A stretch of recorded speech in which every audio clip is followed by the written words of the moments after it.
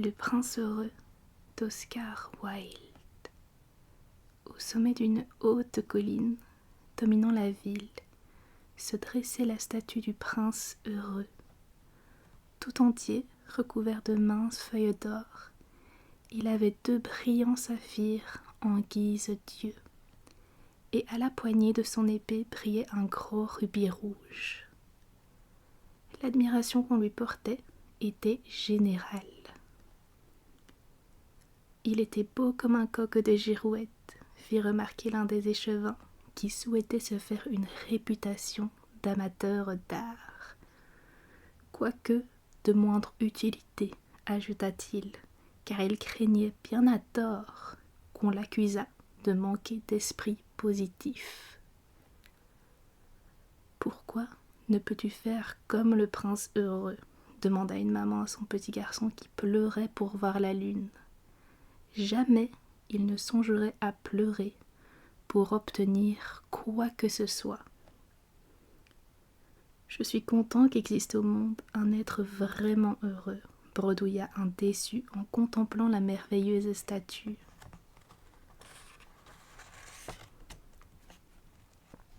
Il a tout l'air d'un ange, dirent les enfants de l'assistance, comme il sortait de la cathédrale, vêtu d'éclatants manteaux écarlates et de tabliers blancs tout propres. Comment le savez-vous ? Dit le maître de mathématiques.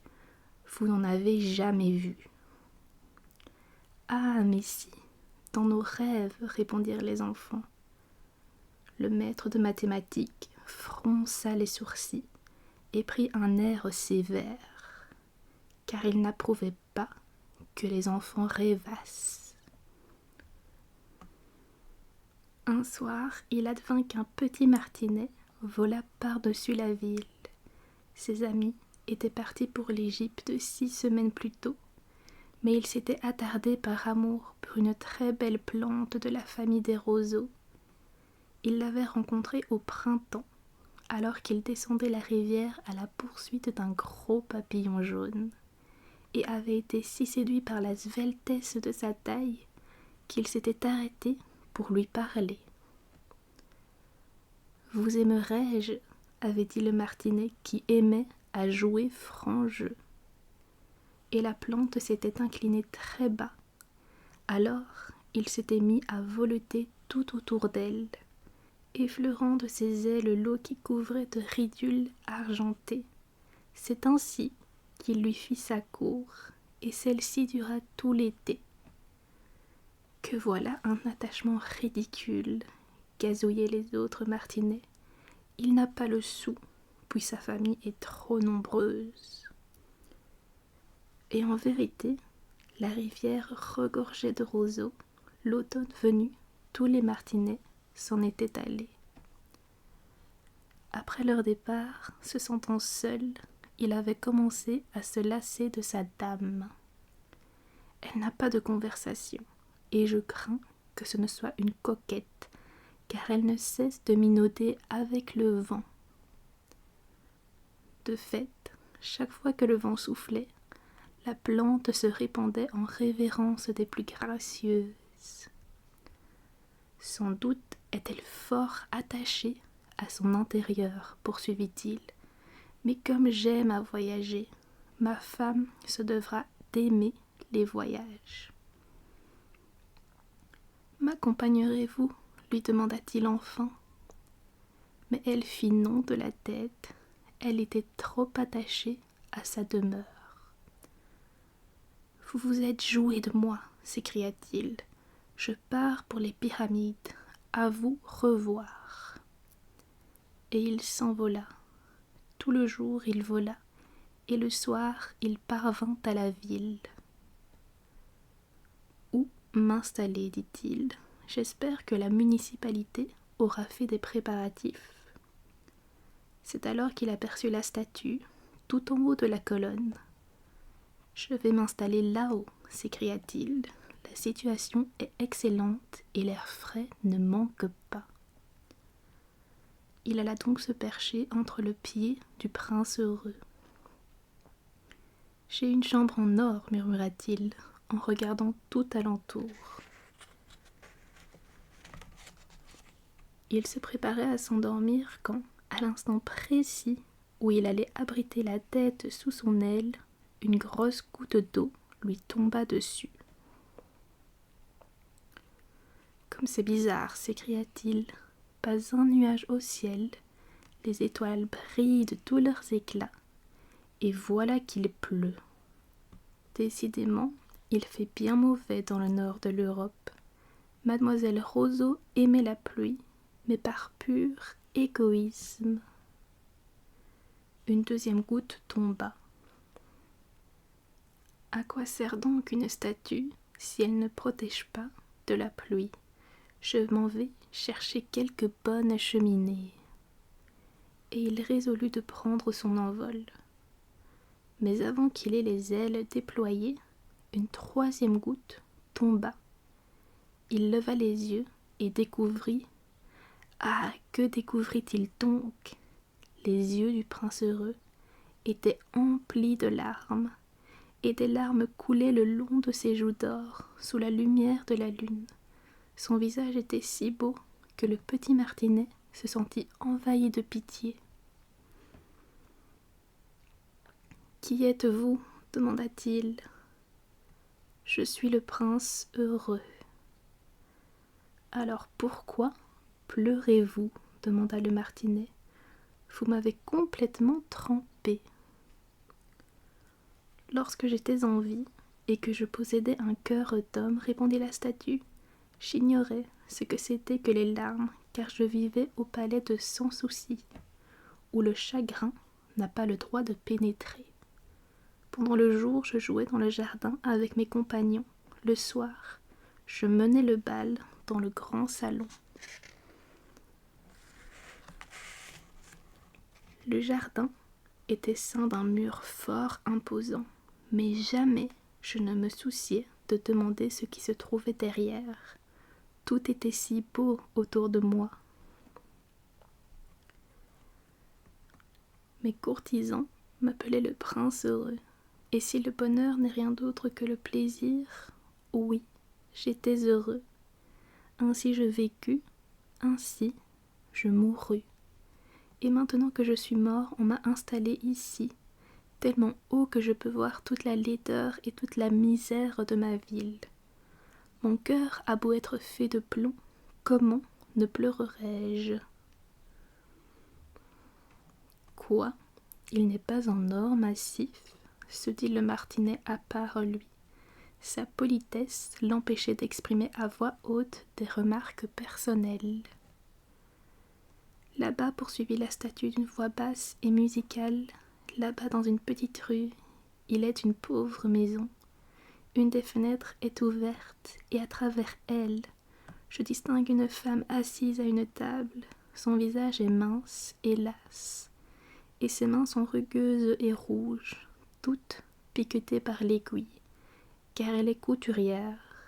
Elle brode des passiflores sur une robe de satin que la plus jolie des demoiselles d'honneur de la reine portera lors du prochain bal de la cour. Sur un lit dans un coin de la pièce, gît son petit garçon, qui est malade. Il a la fièvre et demande des oranges. Comme sa mère n'a rien à lui donner que de l'eau de la rivière, il pleure. « Martinet, Martinet, petit Martinet, ne veux-tu pas lui porter le rubis de la poignée de mon épée ? Mes pieds sont attachés à ce piédestal, et je ne peux bouger. » « On m'attend en Égypte, dit le Martinet. Mes amis volent en tous sens au-dessus du Nil et parlent aux grandes fleurs de lotus. Bientôt, ils s'en iront dormir dans le tombeau du grand roi. Le roi est là, en personne, dans son cercueil bariolé. On l'a emmailloté de lin jaune et embaumé avec des épices. Autour de son cou, il y a une chaîne de jade vert pâle. Ses mains semblent des feuilles fanées. « Martinet, Martinet, petit Martinet, dit le prince, ne veux-tu pas rester une seule nuit auprès de moi et me servir de messager ? Le garçon a tellement soif, et sa mère est si triste. Je ne crois pas avoir de penchant pour les garçons, répondit le martinet. L'été dernier, lorsque j'étais installé sur la rivière, 2 garçons mal élevés, les fils du meunier, ne cessaient de me jeter des pierres. Jamais ils ne m'ont touché, bien sûr. Nous autres martinets sommes d'habiles voltigeurs, et je viens d'une famille célèbre pour son agilité. Ce n'en était pas moins une marque d'irrespect. Mais le prince heureux avait l'air si triste que le petit martinet se sentit affligé. « Il fait bien froid ici, répondit-il, mais je resterai auprès de vous une seule nuit, et je vous servirai de messager. »« Merci, petit martinet, dit le prince, et le martinet picota l'épée du prince pour en dégager le gros rubis qu'il prit dans son bec avant de s'envoler par-dessus les toits de la ville.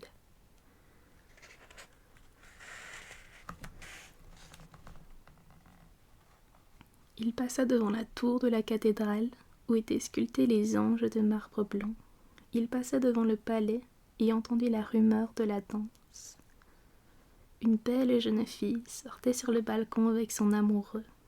« Comme les étoiles sont merveilleuses, lui disait-il, et comme est merveilleux le pouvoir de l'amour. J'espère que ma robe sera prête à temps pour le bal de la cour, répondit-elle. J'ai commandé d'y faire broder des passiflores, mais les couturières sont tellement paresseuses. » Il passa au-dessus de la rivière et il vit les lanternes accrochées aux mâts des navires. Il passa au-dessus du ghetto et il vit les vieux juifs qui marchandaient entre eux et pesaient de l'argent dans des balances de cuivre. Pour finir, il parvint à la pauvre maison et regarda à l'intérieur. Le garçon se retournait fiévreusement sur son lit. La mère s'était endormie tant elle était fatiguée. Il sauta dans la pièce et déposa le gros rubis sur la table près du dé à coudre de la femme. Puis, il voleta délicatement tout autour du lit, éventant de ses ailes le front du garçon. « Quelle fraîcheur !» dit le garçon. « Je dois aller mieux. » Et il s'abîma d'un délicieux sommeil. Lors, le martinet s'en retourna auprès du prince heureux, auquel il raconta ce qu'il avait fait. « C'est bizarre, remarqua-t-il, mais je me sens tout réchauffé alors qu'il fait si froid. »« C'est parce que tu as fait une bonne action, dit le prince. » Et le martinet se mit à réfléchir, puis s'endormit. La réflexion lui donnait toujours sommeil. Lorsque le jour se leva, il vola jusqu'à la rivière et prit un bain.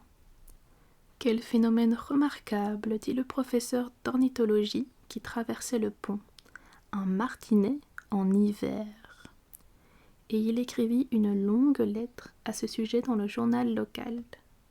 Chacun la cita tant elle était remplie de mots que nul ne comprenait. « Ce soir, je pars pour l'Égypte, dit le martinet, qui se sentit tout ragaillardi à cette idée.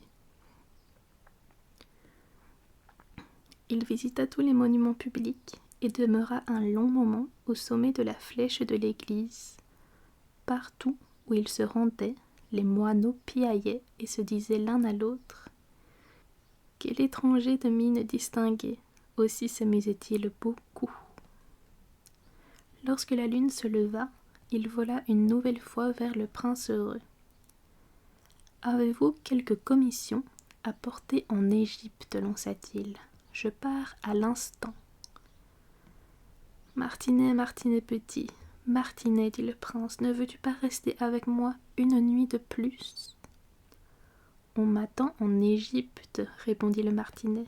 Demain, mes amis voleront jusqu'à la 2e cataracte. L'hippopotame s'y accroupit parmi les roseaux, et sur une vaste demeure de granit est assis le dieu Memnon. Toute la nuit, il regarde les étoiles, et quand brille celle du matin, il pousse un cri de joie, puis se tait. À midi, les lions jaunes descendent au bord de l'eau pour boire. Leurs yeux sont comme des béryls verts, et ils rugissent plus fort encore que la cataracte. Martinet, Martinet, petit Martinet, dit le prince, là-bas, à l'autre bout de la ville, je vois un jeune homme dans une mansarde. Il se penche sur un bureau couvert de papier. Dans un gobelet près de lui, il y a un bouquet de violettes fanées.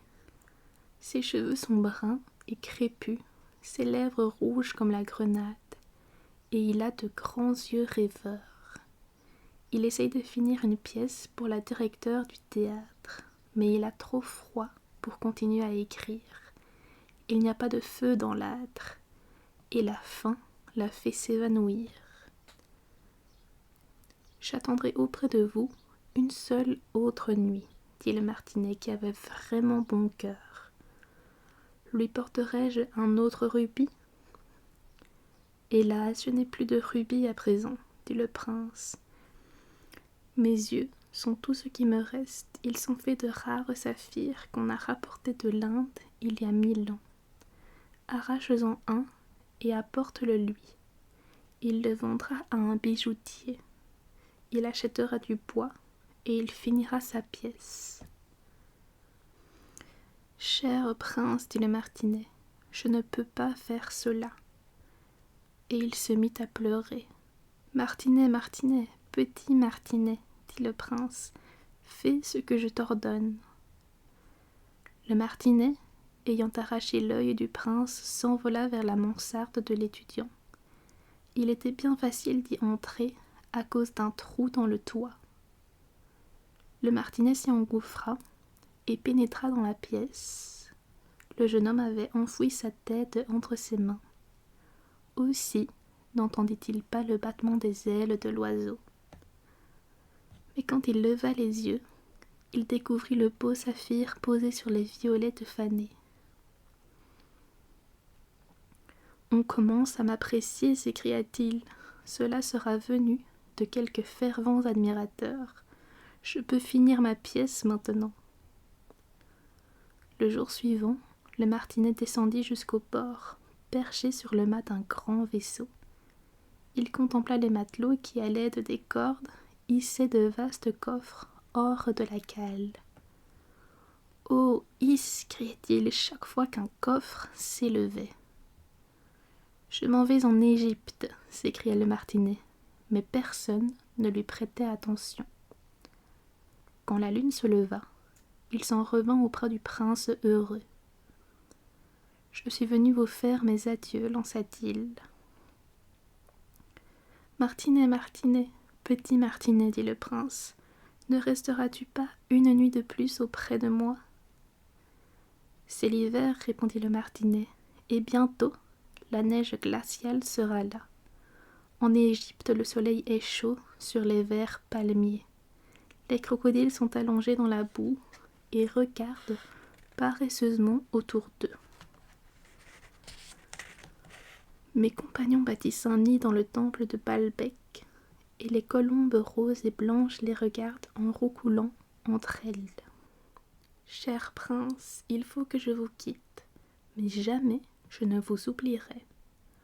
Le printemps prochain, je vous rapporterai 2 bijoux magnifiques pour remplacer ceux que vous avez donnés.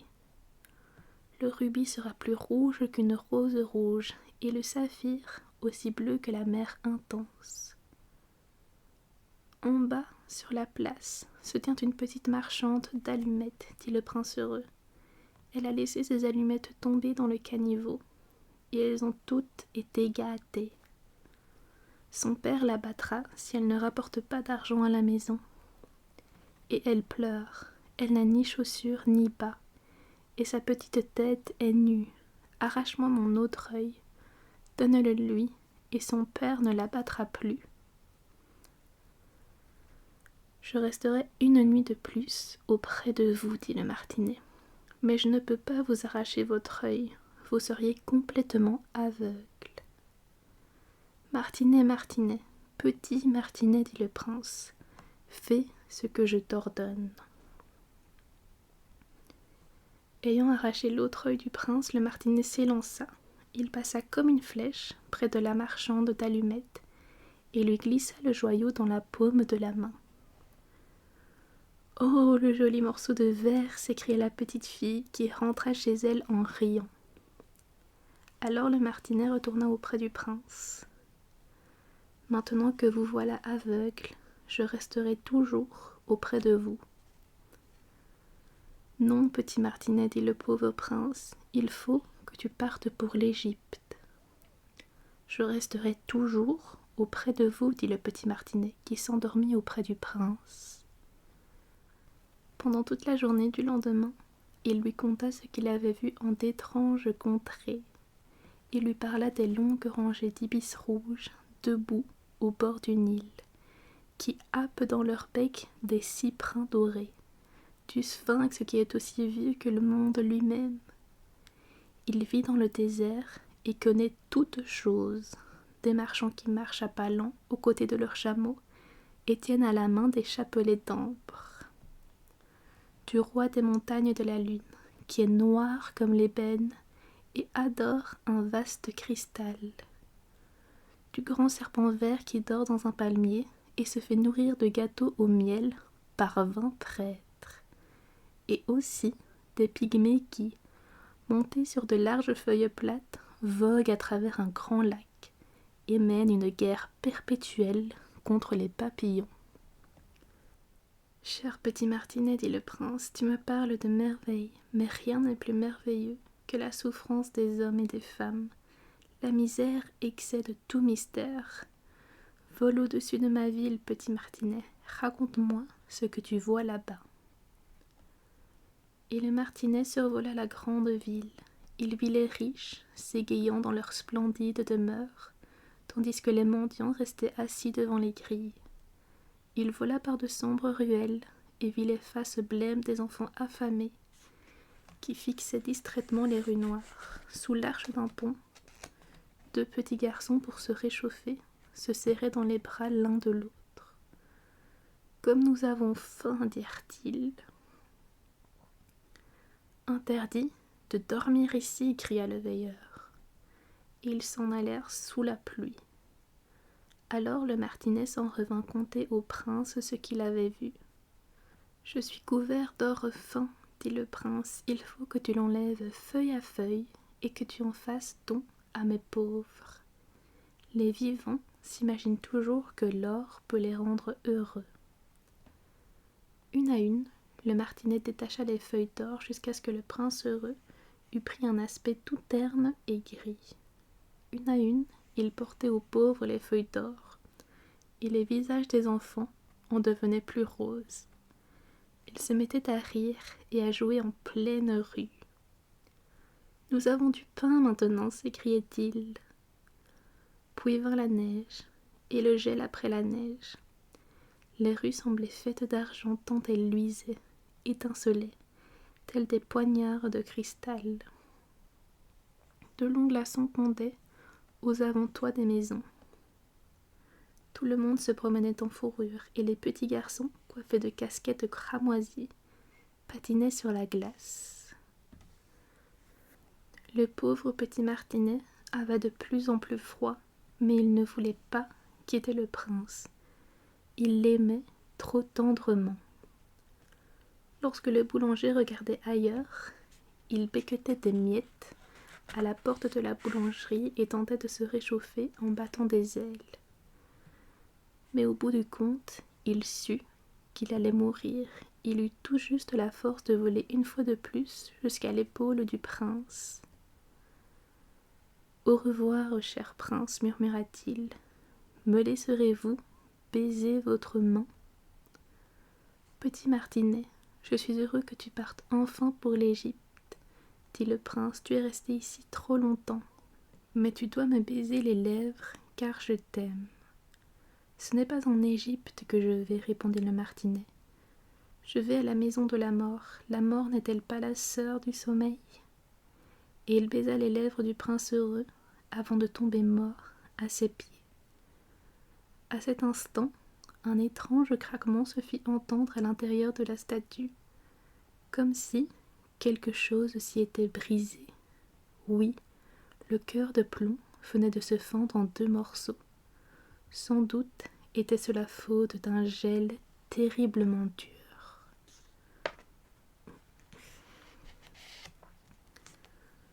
Tôt le lendemain matin, le maire, accompagné des échevins, traversa la place en contrebas.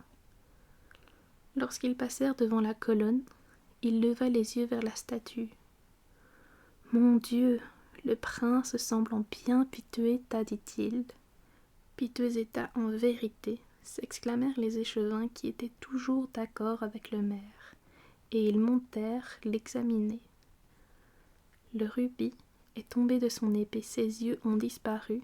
Il n'est plus doré, dit le maire. Vrai, il ne vaut guère mieux qu'un mendiant. Guère mieux qu'un mendiant, reprirent les échevins. Et voilà-t-il pas un oiseau mort à ses pieds, continua le maire. Décidément, il nous faut proclamer que les oiseaux n'ont pas le droit de mourir ici. Le secrétaire de mairie prit bonne note de la suggestion. On abattit donc la statue du prince heureux. N'ayant plus de beauté, le prince n'est plus utile, dit le professeur d'art à l'université. Alors on fondit la statue dans une fournaise, et le maire réunit un conseil de la guilde pour décider de ce qu'on ferait du métal. Bien entendu, il nous faut faire une autre statue. La mienne, déclara-t-il. La mienne, répétèrent tous les échevins, et ils se querellèrent. La dernière fois que j'entendis parler d'eux, ils se querellaient encore. Comme c'est bizarre, dit le contremaître de la fonderie, ce cœur de plomb brisé se refuse à fondre dans la fournaise. Il nous faut le jeter. On le jeta donc sur un tas d'ordures où gisait le martinet mort. Apportez-moi les 2 objets les plus précieux de la ville, demanda Dieu à l'un de ses anges. Et l'ange lui apporta le cœur de plomb et l'oiseau mort. Tu as justement choisi, dit Dieu, car dans mon jardin de paradis, ce petit oiseau chantera à jamais, et dans ma ville d'or, le prince heureux chantera mes louanges. Voilà les amis, j'espère que cette histoire du prince heureux vous aura plu et qu'elle vous aura permis de vous relaxer. Sur ce, je vous souhaite de passer une très très bonne nuit et nous, on se retrouve à la prochaine lecture.